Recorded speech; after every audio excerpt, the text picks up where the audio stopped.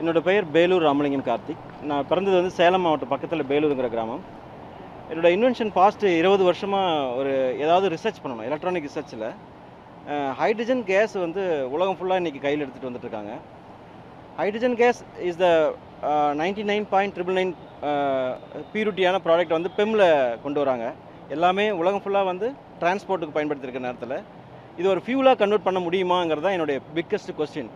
இந்த 20 வருஷத்தில் க்ரீன் வாட்டர்லேருந்து ஒரு ஃபியூல் எடுக்க முடியுமா, அதாவது இண்டஸ்ட்ரியலுக்கு எனி பர்பஸ், அப்படி ஒரு இன்வென்ஷன் தான் இந்த பின்னாடி பார்க்குறீங்களா அந்த ப்ராடக்ட். இனி வந்து வாட்டர்லேருந்து நம்மளால் நெருப்பு எடுக்க முடியும். இப்போ இத்தனை வருஷமாக நெருப்பு அணைக்கிறதுக்கு தண்ணியை பயன்படுத்திட்டு இருந்தோம். இனி நெருப்பை உருவாக்குறதுக்கு நம்ம தண்ணியை பயன்படுத்த முடியுங்கிறத நான் நிரூபணம் பண்ணியிருக்கேன். இந்த ஃபியூல் வந்து 100% ஒரு சேஃபஸ்ட் கேஸ். அதாவது வாட்டர்லேருந்து ஃபியூல் டைரெக்டாக நம்ம எடுத்து அதாவது கட்டிங் பண்ணலாம், வெல்டிங் பண்ணலாம், பிரேசிங் பண்ணலாம், குக்கிங் பண்ணலாம். எனி இண்டஸ்ட்ரீஸ், எந்தெந்த இண்டஸ்ட்ரீஸ்க்கு ஃபாசில் கேஸஸ்லாம் பயன்படுதோ அதுக்கு ஒரு மாற்று எரிவாயு தான் இது ஜீரோ எமிஷன், கார்பன் கிடையாது.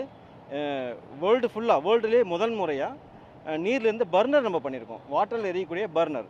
இது 100% வாட்டரில் எரியும். இது வந்து ஒரு சேஃபஸ்ட் கேஸ். இது ஒரு பிக்கஸ்ட் ரெவல்யூஷன். இது வேர்ல்டுலேயே ஃபஸ்ட் டைமாக பண்ணியிருக்கேன். இது எனக்கு மட்டும் இல்லை, இந்தியாவுக்கும் பெருமை, நம்ம அத்தனை பேத்துக்கும் பெருமை. இதை பற்றி ஒரு டீட்டெயில்ஸ் மிஸ்டர் முத்துக்குமார் சார் பேசுவார். He is the one of the director. And mister Senthil Kumar, he is the one of the director.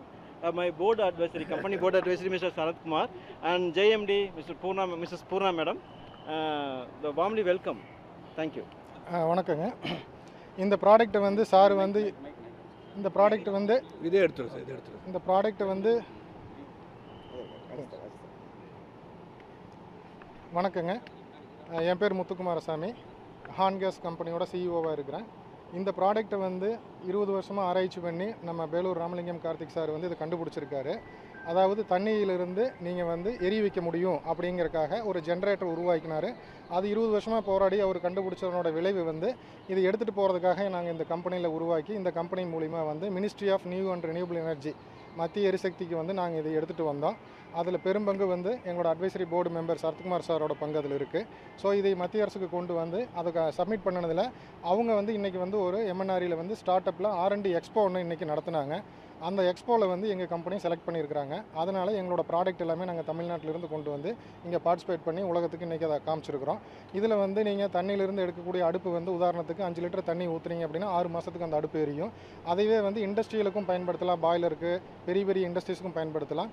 Another thing, இதே ஜென்ரேட்டரில் வந்து நாங்கள் ஸ்கேலபிலிட்டி பெரிய லெவலில் பண்ணதுனால அதில் வந்து நம்ம எலக்ட்ரிசிட்டியும் ப்ரொடியூஸ் பண்ணலாம். அதுலேயே வந்து நாம் வந்து வெஹிக்கிள் ஆட்டோமொபைலுக்கும் அதை யூஸ் பண்ணுறக்கும் பண்ணிட்டாரு சார். இதில் முக்கியமான விஷயம் என்னென்னு கேட்டிங்கன்னா, உலகம் வந்து போயிட்டுருக்கிற ஹைட்ரஜன் வந்து பார்த்திங்கன்னா கரண்ட்லி 350 ரூபாயிலேருந்து 400 ரூபா ஒரு கிலோ ஹைட்ரஜன் தயாரிக்கிறதுக்கு செலவாகுது. சார் வந்து கண்டுபிடிச்சோட முக்கியமான விஷயத்தில் அது ஒரு விஷயம் என்னென்னு கேட்டிங்கன்னா, ஒரு கிலோ 150 ரூபாய்க்கு தயாரிக்கிற மாதிரி கொண்டு வந்துட்டார். ரொம்ப சீப்பாக அஃபோர்டபுள் ப்ரைஸில் எல்லாத்துக்கும் கிடைக்கிற அளவுக்கு கொண்டு வந்துட்டார்.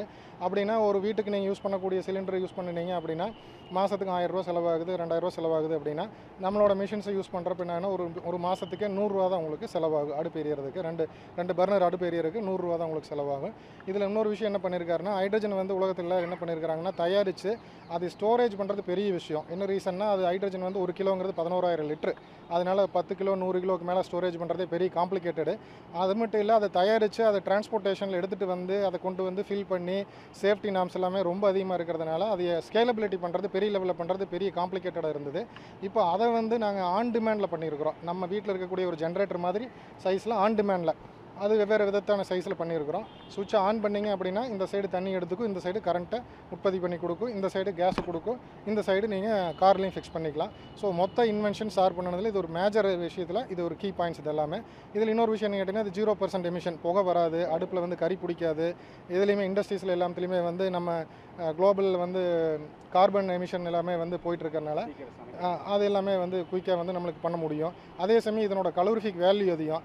உதாரணத்துக்கு வீட்டில் வந்து இப்போ ஒரு நாளைக்கு 3 மணி நேரம் சமைக்கிறீங்க அப்படின்னா இதில் வந்து 1 மணி நேரத்தில் முடிச்சிடலாம் நீங்கள் சமையலை. ஸோ அதனோட கலோரிஃபிக் வேல்யூ அதிகமாக இருக்கிறனால சீக்கிரம் அதை சமையலும் பண்ண முடியும். அதே மாதிரி 1 லிட்டர் உதாரணத்துக்கு நீங்கள் பாயிலிங் வாட்டரை வந்து நீங்கள் கொதிக்க வைக்கணும் அப்படின்னா எல்பிஜியில் வந்து 5 நிமிஷம் ஆகும்.